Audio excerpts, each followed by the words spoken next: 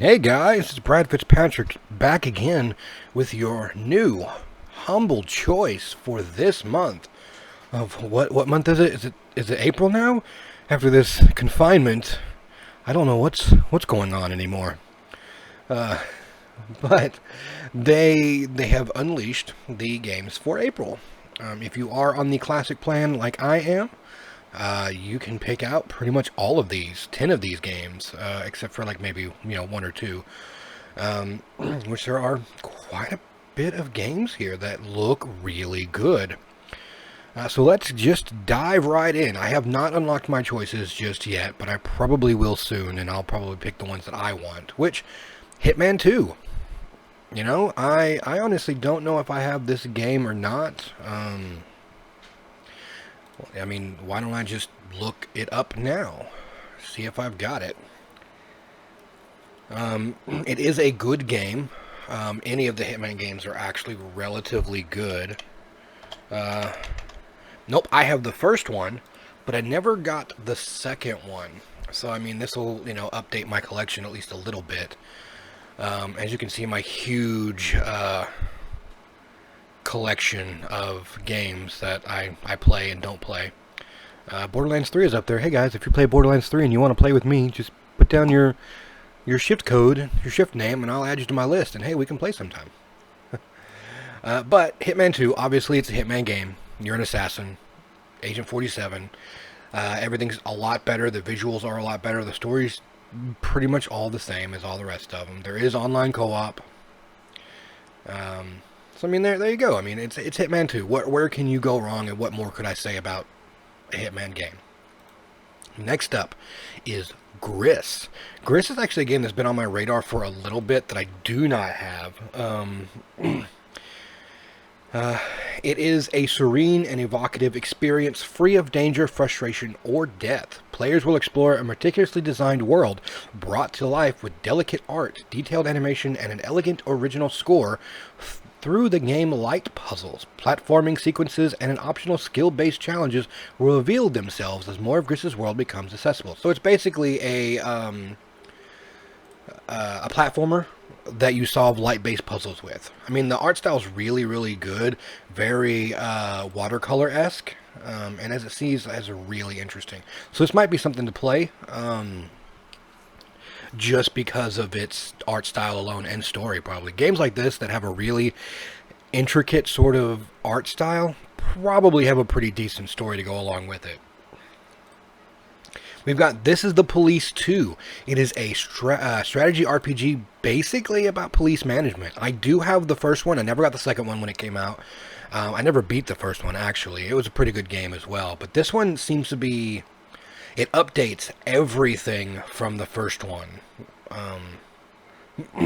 to a great degree. The gameplay, the story, and everything seems to have been updated quite heavily to make a very great game. There's lots of stealth and police missions in it where you command a squad. You become a true detective, as it says right here, collect evidence and solve the crimes and stuff like that. And there are lots of other things that you can do, but you are the police chief, and you command your own team. Very interesting game. I probably will check this out at a later date. Opus Magnum. Opus Magnum is basically an engineering game. It has a lot of coding skills, I guess you would need to do this type of game. I have played games like this in the past. It is basically just a hyper engineering sort of game where you set in a bunch of codes and then watch the game unfold itself in front of you. It is, when done right, very mesmerizing to watch and very fulfilling to watch. But it can also be, if you lack a lot of the patience and understanding, it can be kind of hard. It does have open-ended puzzles as well, so if you get tired of designing your own machines, you can do the puzzles that are already there, which can be, kind of a break to the monotony a little bit, which can be helpful in these sorts of games. We've got Molex. Actually, I've never even heard about this game at all. This is something brand new. but you make drugs. It's you're basically the same as Opus Magnum in a way, except this one you have a molecular synthesizer, obviously by Molex Tezz. To convert ordinary industrial chemicals like benzene, acetone, and hydrochloric acid into a variety of small molecules with various pharmacological effects. Well, there you go. That's what basically the game is. It does look like it's got cheated cards, and a move that should surprise no one. Molex Tezz contains an original Zachtronic solitaire game. When you get stuck, cheat and place your cards wherever you want. Just don't do it so much that you get in over your head. Which, there you go. There's a picture of the solitaire game that comes with it. This may not be my choice. It seems really interesting and really cool, but I don't know. I need a little bit more story with my stuff. So this one and the one Opus Magnum is probably the ones that I'm not going to get. We've got Raiden 5 Director's Cut. This is obviously your shoot 'em ups. Very intricately done. Arcade smash hit. Very, very seizure probably inducing game. But very interesting indeed. If you like shoot 'em ups, this might be the game for you. Driftland, The Magic Revival. Alright, this sounds interesting. This is obviously an indie, action RPG, it looks like. Or, I don't know, let's actually read it, because it doesn't look like an RPG, but it seems to be kind of different. After a devastating war between ancient mages, a powerful spell is all that holds together the shattered planet of Driftland. Faced with the destruction of their entire civilization and life on the planet, the warring factions called a truce and tried to repair the damage. But it was already too late. By using all of their remaining magic to cast a powerful spell, they managed to keep their world in relative balance. Many dark ages passed, but when all seemed lost, a ray of hope emerged once more. New sources of magic appeared, and new mages were given birth to across the planet. Now, as the dormant conflicts once again resurface, this rediscovered power will determine whether Driftland is restored to its former glory or wiped from the cosmos entirely. You take on the role of a mage overlord with your own castle, tower, and a small realm on one of the landmasses. With your unique powers, you can explore a procedurally generated world and connect floating lands to expand your kingdom. Gameplay focuses on setting general goals for all your units without the need to micromanage each of them. The warriors, archers, and mages under your command are able to tame and ride different kinds of flying beasts and create various aerial units. So what it seems to be is it's your basic strategy game, honestly. So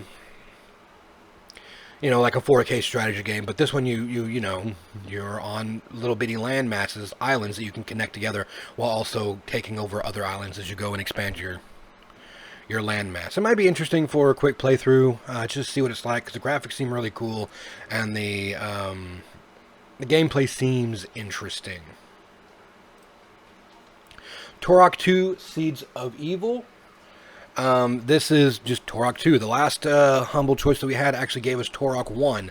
This is the sequel to that. Obviously, an old school first-person shooter where you are Turok that hunts down dinosaurs and dinosaur-type people and stuff. Old game.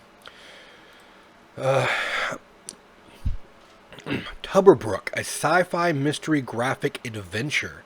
Alright, I can feel it. Art style's really kind of cool.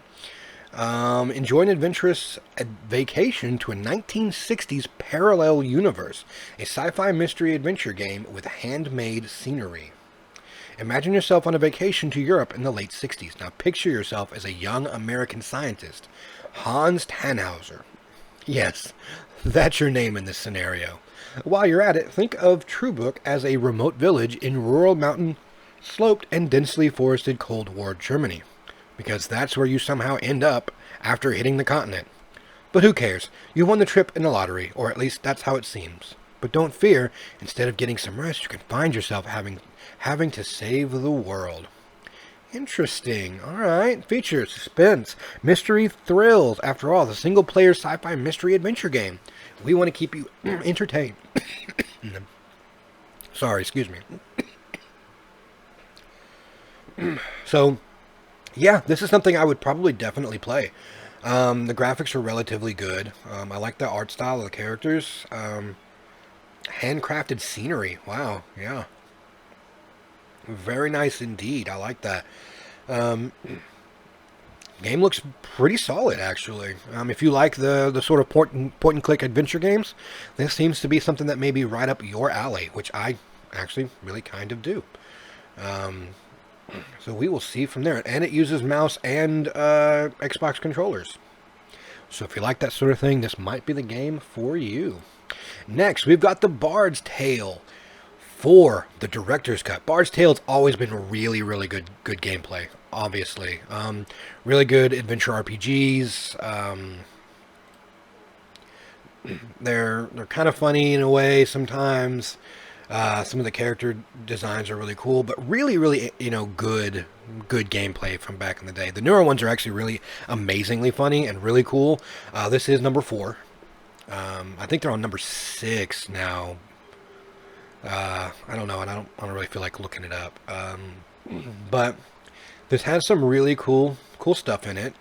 It's based on D&D. Obviously, you're a bard. You can create your own party, which is great. You start off with a single character, recruiting or creating new heroes to bolster your ranks. Build a party that suits your playstyle. There you go. Create the hero you want to be. You can play as a bard, a fighter, a procrastinator, obviously, and rogue, each featuring 60 to 70 skills and collectively unlocking 21 unique classes. Build an array of characters to make every playthrough a unique experience. See, there you go. Unique classes. Those are awesome. Those are always really good. If you like D&D and you like kind of a, interesting sort of dungeon crawler-esque type game like the old school ones, this might be the game for you. Shopkeep 2. I actually bought this a long time ago. When they announced that they were putting this on early access, yeah, I bought it. Game is pretty simple. Same as the first Shopkeep. You run a shop. You have to buy stuff and sell stuff, and then you basically do other stuff. You create stuff. You do markups, markdowns, you keep people out of your shop that are trying to steal from you, and in this one you can go out and fight monsters to gain other stuff that you can sell for later on and expand your stuff. I think they even have some new stuff in this one to where you can make a mechanical assistant, which, seems rather interesting. We've got Capitalism 2, The Fall of It says Capitalism 2 lets you build the empire of your dreams. So it's basically a Sims game, obviously, just not with the Sims sort of flair, I guess you could say. But it seems interesting if you like the whole capitalism thing and being a CEO while you sit behind your desk doing a 40 to 50 hour a week job. But that you're laid off from right now so that the CEO can still get paid, but you can't be paid, and learn how they do their job when things are working the way they want them to. That is Capitalism 2. This might be the game for you. And there we have it, guys. That is the games, the front runners of the games for this humble choice for April. The DRM free games for this month are Divinoids and Ring of Pain exclusive sneak peek, which seems rather interesting. I can't really pull them up just yet because I haven't unlocked my choices yet, and that only comes out when you've unlocked them. So there you go, guys. If you liked this, leave a comment. I appreciate all the feedback that I got in the last video. I'll be doing these every month like I normally do. Hopefully this helps you make a choice, make an idea. If you want, tell me what your choices are in the comments. I'd like to see what you guys are picking. I'll go right now and tell you right now. It's probably going to be Hitman 2, Gris, This is the Police, Driftland Magic. I might as well go ahead and get Torok 2 since I already have the first one. Trooper Book, of course I'm going to grab that one. Bard's Tale and Capitalism 2. I might go ahead and pick up Raiden because I already have Shopkeep 2, or I might keep Shopkeep 2 to give away to somebody since I already own it, which I like doing giveaways. It's, makes me happy to give what I don't need. So there you go, guys. We'll get back to some actual videos here shortly. Just dealing with things right now. But there are your games for April. Always remember, guys, to be kind to each other, and I will see you in the next video.